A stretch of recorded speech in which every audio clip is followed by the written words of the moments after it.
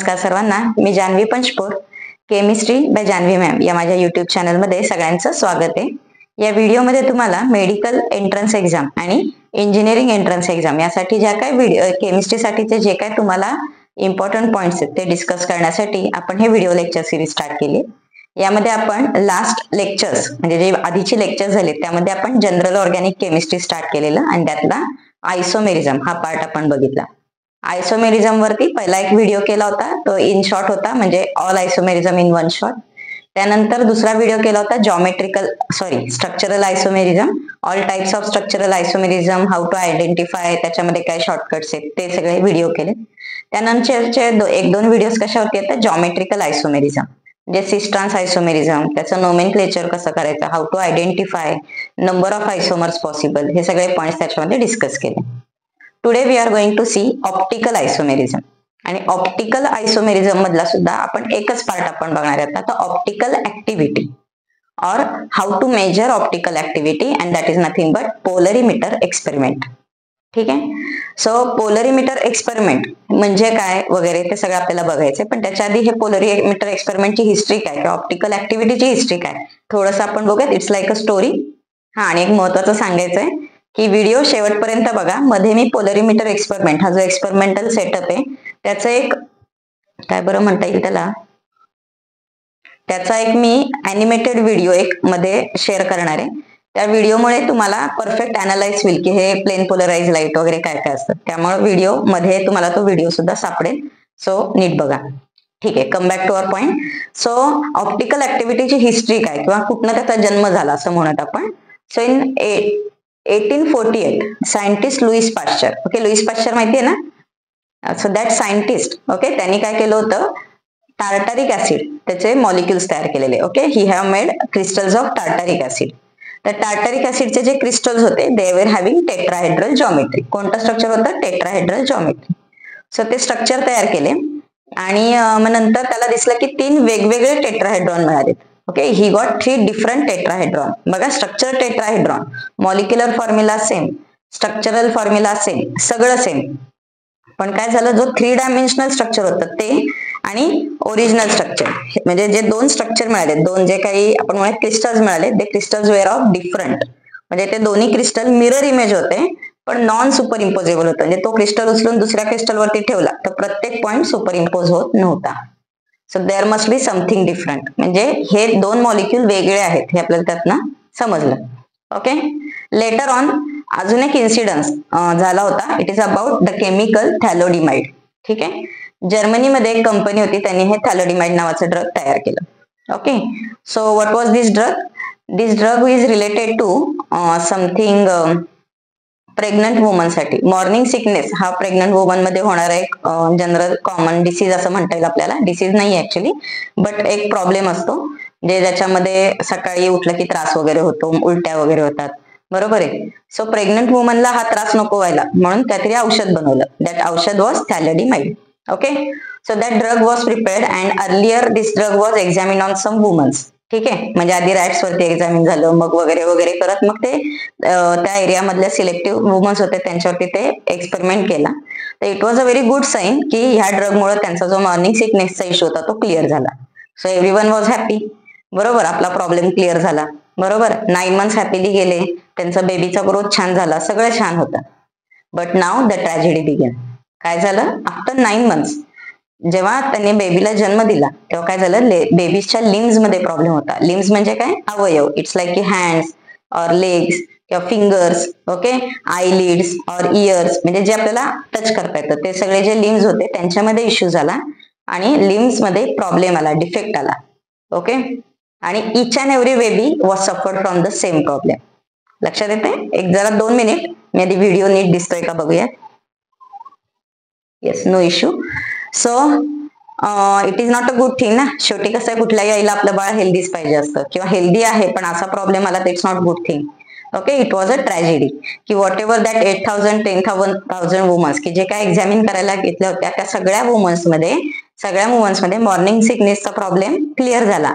पण जे बेबी तयार झालं और जे बाळ जन्माला आलं त्या बाळामध्ये काहीतरी हेल्थ इश्यू निघाला. Okay, it's not a good thing.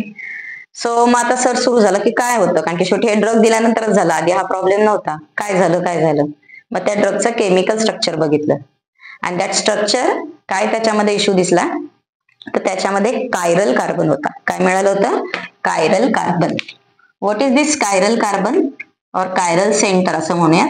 This chiral center have a carbon having 4 different valencies. कार्बनचे चारही बॉन्ड वेगवेगळे होते, लाईक एक OH H. ओके, म्हणजे 4 जे काही बॉन्ड्स लावले ते सगळे ग्रुप्स वेगवेगळे होते. आणि मग हा जो कायरल कार्बन आहे तो आणि त्याची मिरर इमेज, म्हणजे थॅलिमाइड नावाचं एक केमिकल तयार केलं, त्याचा जो काही क्रिस्टल होता आणि त्याची मिरर इमेज, तर हे दोघं जण वेगवेगळे होते. And one of this isomer if it is D, आपण म्हणतो ना dextro rotatory, levo rotatory, so एक आयसोमर डी असेल तर दुसरा एल होता. आणि काय झालं, D was effective, D was giving nice result, but L was having side effect. कळलं? एका वेळेस दोन्ही आयसोमर इट केल्यामुळे काय झालं, चांगला पण परिणाम झाला आणि वाईट पण परिणाम झाला. Is it okay? So this was generation of, और यू कॅन से की तिथून पुढे हे कायरल सेंटर वगैरे त्याचा इफेक्ट, साईड इफेक्ट हे सगळे स्टडी केले गेले. Okay, you'll get one more example in your 12th board book. Okay, Maharashtra board ज्यांच्याकडे टेक्स्टबुक असेल त्यांनी काय करा, फर्स्ट पेज म्हणजे काय म्हणून त्याला, मेन जिथं असं केमिस्ट्री वगैरे लिहिलेलं असतं ना, येलो कलरचं पेज, त्याच्यावरती एक डायग्राम आहे. त्या डायग्राम मध्ये एका बाजूला लेमन काढले आणि एका बाजूला ऑरेंज काढले. ठीक आहे, तर दोन्हीचं केमिकल फॉर्म्युला सेम आहे, केमिकल स्ट्रक्चर सेम आहे, कनेक्टिव्हिटी सेम आहे, IUPAC नेम सेम आहे, सगळं सेम आहे, फक्त दोघं जण मिरर इमेज आहे. तर एक कंपाऊंड लेमन आहे तर दुसरं ऑरेंज आहे. आणि तुम्हाला तर लेमन आणि ऑरेंज मधला डिफरन्स तर माहिती आहे की दोघांच्याही मध्ये molecular formula same, structural formula same, just they are 2 mirror images. And because of that their complete properties changes. एक झाला लेमन आणि एक झाला orange. Are you getting? So these are the 2 different, drastically different molecule. मग असं कसं झालं, या सगळ्याचा स्टडी म्हणजे ऑप्टिकल ऍक्टिव्हिटी. ठीक आहे, प्रस्तावना भरपूर झाली. ठीक आहे, सो ऑप्टिकल ऍक्टिव्हिटीचा जन्म किंवा हिस्ट्री हे अशी आहे that the chiral compounds carbon having 4 different valencies they generally show optical activity.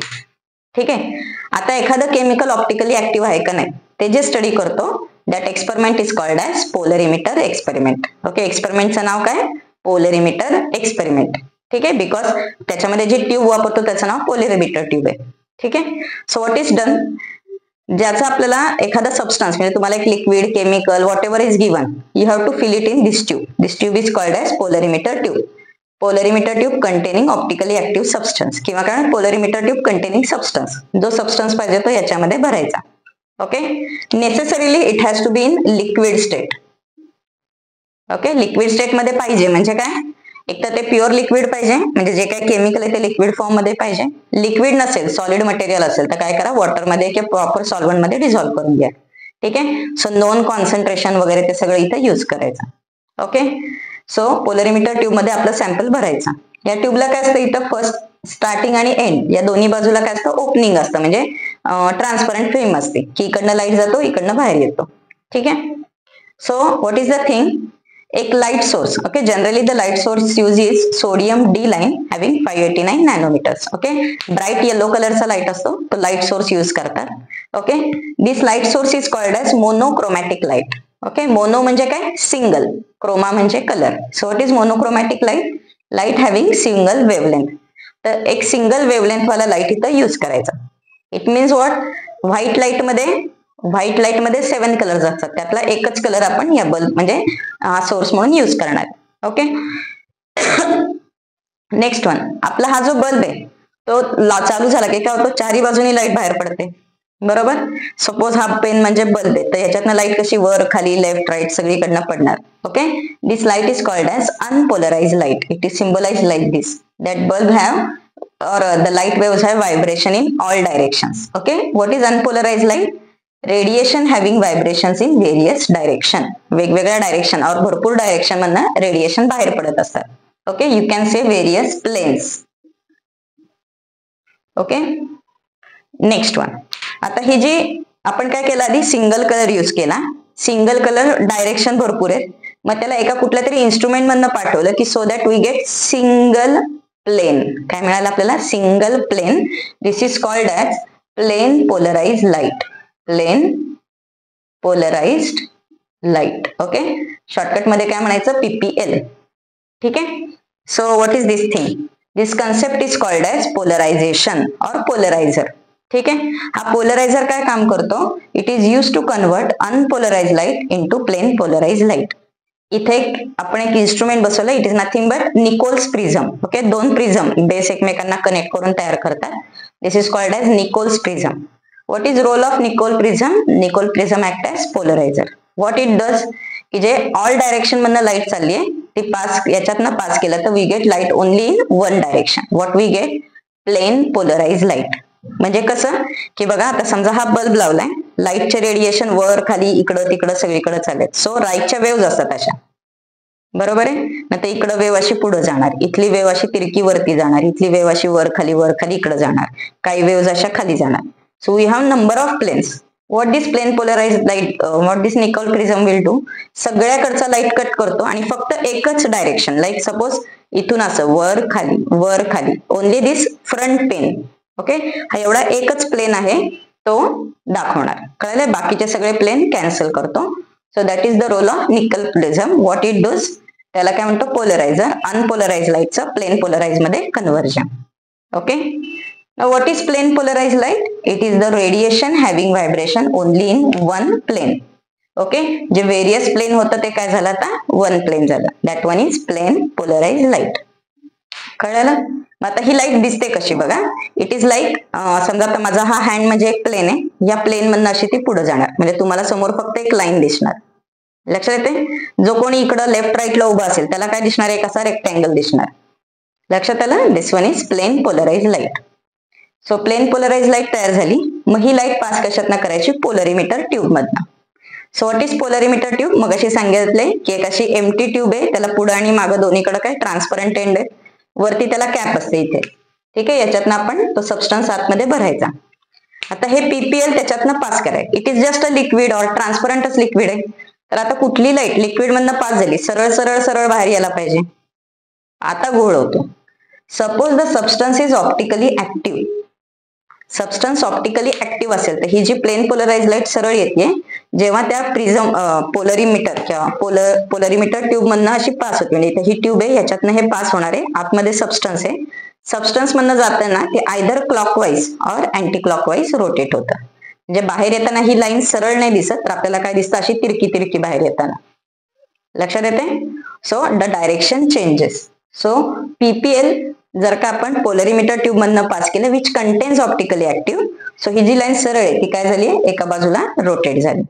कळलं? आणि आता हे रोटेट झालं, किती डिग्रीनी रोटेट झालं हे बघायला कोण आहे? अॅनालायझर. अॅनालायझर काय करतो? हे रीडिंग कॅच करतो आणि इथं आपला डिटेक्टर म्हणजे आपण स्वतःच. ठीक आहे, की हे डिटेक्ट करतो. कळलं? किती अँगल मधनं रोटेट झालं. Is it okay? So this is the role of polarimeter. So what is polarimeter? It is a scientific instrument. It is use to check rotation of plane polarise light. याच्यामधनं rotation काय झालं ते आपण major करू शकतो और बघू शकतो. So what is the logic? The substances, okay, I'll write here, the substances which can rotate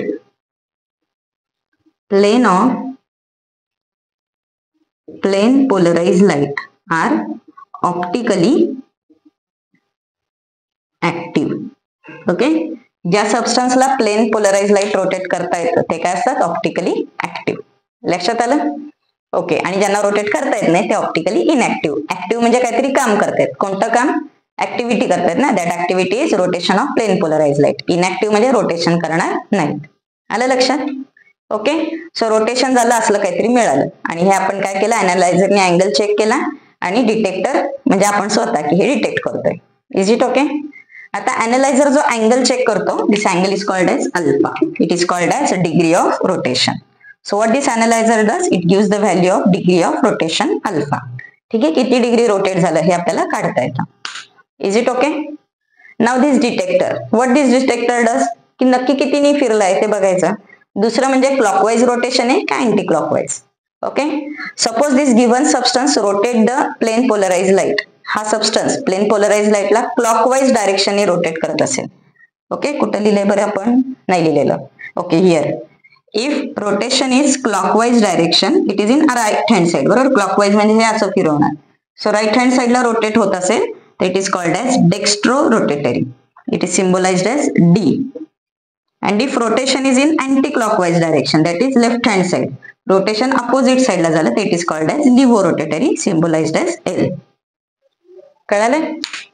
so this is about this experiment, experimental setup and some definitions of this experiment. एक काम करा, एक screenshot काढा आणि याच्यानंतर तुम्हाला एक animation वाला व्हिडिओ दिसेल की ज्याच्यामध्ये तुम्हाला हा एक्सपेरिमेंट एक्झॅक्टली कसा दिसतो शॉर्टकट मध्ये जरा सांगितलंय. ठीक आहे, तो बघा तुम्ही. आणि मग नंतर आपण ह्या डिग्री ऑफ रोटेशन अल्फा, अल्फाचा काय शब्द संबंध आहे वगैरे ते बघूया. ठीक आहे, आता आपण हा एक्सपेरिमेंट अॅनिमेशनच्या द्वारे समजून घेऊयात की सपोज हा बल्ब आहे जो मोनोक्रोमॅटिक लाईट कलर तयार करतोय. मोनोक्रोमॅटिक लाईट म्हणजे लाईट ऑफ वन कलर. त्याच्या पुढे एक पोलरायझर लावलाय. हा पोलरायझर काय करतो, जी लाईट आपली ऑल डायरेक्शन मधनं आहे ती डायरेक्शन काय करतो, तो एकाच डायरेक्शन मध्ये व्हायब्रेशन स्टार्ट करतो. म्हणजे काय मिळतं आपल्याला, तर आपल्याला मिळते plane polarise light. Plane polarise light बघा कशी दिसते, डायरेक्शन त्याचं जे व्हायब्रेशन आहे ते कसं आहे, एकाच प्लेन मध्ये, म्हणजे आत्ताच्या कंडिशन मध्ये व्हर्टिकल प्लेन. त्यानंतर ही आहे पोलरायझिंग ट्यूब. याच्यामध्ये आपण एक इनॅन्शिओमर सोल्युशन आहे, सपोज डी इनॅन्शिओमर आपण भरलाय. तर डी इनॅन्शिओमर काय करणार आहे, हे प्लेन पोलराइज लाईटला राईट हँड साइडला रोटेट करणार. कळाले? तसंच समजा आपण एल इनॅन्शिओमर भरला तर काय होणार आहे, हेच रोटेशन तुम्हाला अँटी क्लॉकवाईज म्हणजे लेफ्ट हँड साइडला मिळणार आहे. लक्षात आले? सो पोलरिमीटर एक्सपेरिमेंट डायरेक्टली बघा इथं कसा दाखवलाय, डी इनॅन्शिओमर. फिगर 1 मध्ये तुम्हाला एक ऑप्टिकली ऍक्टिव्ह कंपाऊंड दिसेल. तसंच फिगर 2 मध्ये एल ॲलानाइन आणि डी ॲलानाइन असे दोन कंपाऊंड काढलेत. एकाचं रोटेशन क्लॉकवाईज आहे तर दुसरं अँटी क्लॉकवाईज आहे. जो क्लॉकवाईज आहे त्याला डेक्स्ट्रो म्हटलंय, अँटी क्लॉकवाईज आहे तो levo. I hope you have understood the point that chiral carbon असेल, कार्बन हॅव्हिंग 4 डिफरंट व्हॅलन्सीज, तर तुम्हाला त्याचा इनॅन्शिओमर म्हणजे एक डी आयसोमर आणि एक एल आयसोमर मिळेल. डी आयसोमर काय करतो, प्लेन पोलराइज लाईटला राईट हँड साइड और क्लॉकवाईज रोटेट करतो. L isomer anti clockwise. ठीक आहे, आता हे रोटेशन झालं. रोटेशन झाल्यावर आपल्याला काय मिळतो, alpha. What is alpha? Alpha is degree of rotation. ठीक आहे, सो इट इज एक्सपेरिमेंट. एक्सपेरिमेंटचं मिनिंग काय, तर हा एक्सपेरिमेंट कुठेही होऊ शकतो, कोणीही करू शकतं. इट्स लाईक की आपण समजा आता इथं सपोज महाराष्ट्रामध्ये आहोत. सो महाराष्ट्रातलं आता समजा एन्व्हायरमेंट की सपोज थंडीचे दिवस चालू आहेत, सो टेम्परेचर वेगळं असणार, बरोबर. त्याच्यानंतर एखादा म्हणला मी अमेरिकेत जाऊन करतो, तिथं काहीतरी स्प्रिंग सीझन चालू असेल, तिथलं टेम्परेचर वेगळं असेल, बरोबर. किंवा अजून कुठेतरी कोण बर्फात गेलो, कोण रेगिस्तानमध्ये गेलं. सो अल्फाची व्हॅल्यू वेगवेगळ्या फॅक्टर्सवरती डिपेंड आहे. त्यामुळे काय होईल, प्रत्येक वेळेस रिडिंग वेगळं येणार. So will not gate standard और स्पेसिफिक व्हॅल्यू. लक्षात येते? सो अल्फाची व्हॅल्यू कशा कशावरती डिपेंड आहे. So first thing is concentration of substance. कारण की तुम्हाला मग सांगा ना, पोलरिमीटर ट्यूब मध्ये जर का सॉलिड मटेरियल असेल तर तुम्हाला वॉटरमध्ये किंवा सॉल्व्हंट मध्ये डिझॉल्व्ह करायचे. सो किती डिझॉल्व्ह करताय, कॉन्सन्ट्रेशन डिपेंड्स ना, कारण की जेवढा सबस्टन्स आहे तेवढंच रोटेशन मिळणार. So it depends on concentration of substance. This concentration is always expressed in gram per ml. ठीक आहे, सो कॉन्सन्ट्रेशन कोणत्या फॉर्म मध्ये पाहिजे, gram per ml. Next it also depends on length of polarimeter tube. आता experiment बघितलं ना की त्याचं हळूहळू रोटेट होत बाहेर जातं. पोलरिमीटर ट्यूब जेवढी लॉंग असेल तेवढं अँगल काय होणार आहे, वाढत जाणार, and vice versa. Okay, so polarimeter ट्यूबची लेंथ त्याच्यावरती पण डिपेंड आहे, and this length is measured in decimetre. Okay, what is decimeter? 1 decimeter is equal to 10 centimeter. Okay, next one obviously temperature वर, because temperature असेल तर concentration वगैरे सगळंच बदलणार आहे. Then light source use. आपण लाईट सोर्स कोणता यूज करतोय, standard source is 589 sodium D line असं म्हणायचं, येलो लाईटचा सोर्स आहे हा यूज करतात. बट येस, एखाद्याचं डोकं फिरलं, नाही मला दुसरा सोर्स वापरायचा तर काय, सोर्स बदलला, रेडिएशन बदलला, अँगल बदलला. ठीक आहे, so it depends on light source. It also depends on solvent used, म्हणजे मगाचा इथला सॉल्व्हंट. सो वॉटरमध्ये नाही डिझॉल्व्ह झालं तर आपल्याला वेगळा सॉल्व्हंट वापरावा लागेल. सॉल्व्हंट बदलला की आन्सर बदलणार. ओके, सो आता ह्या सगळ्या पॉइंट्स जर का तुम्ही स्टँडर्डाइज ठेवल्या आणि रिडिंग घेतलं तर त्याला काय म्हणायचं, स्पेसिफिक रोटेशन. ठीक आहे, सो स्पेसिफिक रोटेशनचा फॉर्म्युला सिम्बॉल परत अल्फा आहे, फक्त it is in square box alpha. Specific rotation is donated as alpha in square box. ठीक आहे, it is the standard value. म्हणजे थोडक्यात काय, हे जे काय अल्फा व्हॅल्यू आपण काढणार आहोत फॉर्म्युला यूज करून, it will be the standard value. What does it mean, की ही व्हॅल्यू किंवा हे रिडिंग तुम्ही जगातल्या कुठल्याही कोपऱ्यात उद्या चंद्रावरती जाऊन जरी रिडिंग घेतलं तरी आन्सर हेच मिळणार. लक्षात येते, त्याला म्हणायचं standard value, specific value. Okay, so how it is calculated, it is alpha upon L C. Alpha म्हणजे काय, या एक्सपेरिमेंट मधनं काढलेला alpha divide by L into C. What is L, length of polarimeter tube, it is measured in decimeter. What is C, concentration of substance gram per ml. Okay, and during this बाकीचे जे factor आहेत ते constant ठेवायचे. म्हणजे reading कितीला घ्यायचं, temperature इथे लिहायचं, सॉल्व्हंट कोणता यूज केला आणि वेव्हलेंथ. ओके, स्टँडर्ड काय, तर टेम्परेचर घ्यायचं 25, लॅम्बडा घ्यायचा 589 नॅनोमीटर अँड सॉल्व्हंट जनरली वापरायचं वॉटर. पण again generally, why, because most of the organic substances are water insoluble. बरोबर ना. सो काय वापरायचं ते प्रत्येक वेळेस डिसाईड करावं लागेल. आणि हे 3 फॅक्टर तुम्हाला डिसाईड करून झाले की जी काय alpha value it is called as specific rotation. ठीक आहे. So this is about specific rotation. Alpha is just a rotation taken experimental values आणि त्याच्यानंतर अल्फा अपॉन एल सी केलं की तुम्हाला काय मिळणार आहे, स्पेसिफिक रोटेशन. एल आणि सी चे युनिट डोक्यात ठेवा. ठीक आहे. चला आता आपण स्पेसिफिक रोटेशन वरचा एक्झाम्पल सॉल्व्ह करू. Optical rotation of pure natural camphor is found to be plus 5.76 degree having concentration 0.13 gram per ml in 1 decimeter long tube at 589 nanometer. What is its specific rotation? ठीक आहे, main क्वेश्चनच लिहायचा राहिला. So temperature, wavelength हे सगळं दिलेलं आहे. Okay, so what is given, this value is alpha. Alpha किती दिलाय, प्लस 5.76 डिग्री. ओके, त्याच्यानंतर कॉन्सन्ट्रेशन किती दिले, 0.13 ग्रॅम पर ml म्हणजे कॉन्सन्ट्रेशन रेग्युलर फॉर्म मध्ये. लेंथ किती दिली आहे, 1 डेसिमीटर. सो सगळे युनिट्स जे आपल्याला पाहिजे त्या फॉर्म मध्ये. So what is the formula, specific rotation is equal to observe rotation divide by L into C. So it is किती आहे, प्लस 5.76 अपॉन लेंथ किती, 1 इंटू 0.13. ओके, ऑप्शन काय काय, प्लस 44, प्लस 24, मायनस 44, मायनस 24. तर logic लावा, answer प्लसच पाहिजे. So हे दोन येणार नाही, या दोघातलं काढा. ओके, बहुतेक पुढचं काम तुम्ही कराल. Okay, the answer is option number 1. Okay, चलो नेक्स्ट क्वेश्चन बघा. What is specific rotation of sugar solution if 20% of the solution, concentration percentage मध्ये 20% of solution gives alpha 25 degree under standard experimental condition. म्हणजे बाकीच्या condition standard आहे. In 15 centimetre log polarimeter tube. So हे length किती, concentration बघा. So what is given here, alpha is 25 degree. Okay, concentration किती दिलंय, 20%. What is 20%, आपल्याला काय शात पाहिजे, gram per ml. So it is 20 gram per 100 ml. बरोबर ना. पर्सेंटेज म्हणजे 100 पैकी. So it is 0.2 gram per ml. Okay, next one, what is given, yes length किती दिली आहे, length is 15 centimetre. Once again we want length in decimetre. So 1 decimetre is 10 centimetre और 15 centimetre means 1.5 decimetre. Okay, चलो so what is specific alpha, it is equal to alpha upon L C. Alpha किती दिलाय, 25 degree. L किती घेणार, 1.5 आणि C किती घेणार, 0.2. Okay, आता इथं 25 ला रिडिंग नाही, प्लस मायनस लिहिलं नाही, तर हा दिस इज नथिंग बट प्लस. म्हणजे आपण जनरली प्लस साइन देत नाही. So it is plus 25 and now option मध्ये पण प्लस आहेत, म्हणजे बॅड लक खराब आहे, तर कुठलाच डिलीट झाला नाही, आन्सर प्लसच येणार. हे कॅल्क्युलेट करा. वन्स अगेन हे कॅल्क्युलेशन तुम्हाला काय जमतच. ठीक आहे, आन्सर काढा. This answer is option number 3. Okay, so how you get this point. तुम्हाला नोट्स काढताना हे 2 न्यूमरिकल लिहून घ्या. म्हणजे कसं काढायचं, हे सिंपल वाले एक घेतलं आणि हे कन्व्हर्जन वालं, म्हणजे तुम्हाला मधल्यातले सगळे न्यूमरिकल जमायला लागते. ठीक आहे, चलो. So this is about optical activity and polarimeter experiment.